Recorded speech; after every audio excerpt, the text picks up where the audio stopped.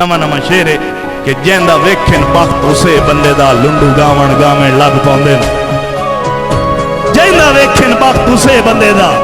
लुंडू गावण गावण लग पाउंदे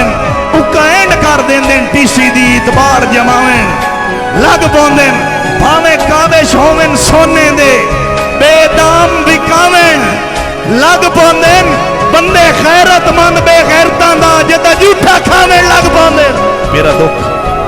सिर्फ वो औरत समझ सकती है जिसका एक ही बेटा हो और वो पागल गल्लां कर तू तेरा हक बनता है पर इतनियां सारियां ना कर गल्लां कर तू तेरा हक बनता है पर इतनियां सारियां है तुहाडी खैर पर इतनियां सारियां कुछ पक्कियां पीढ़ियां सच्चियां कर इंज बेइतबारियां साडी अखी विच इंज ना सुरमा पा साडी अखी विच इंज ना सुरमा पा।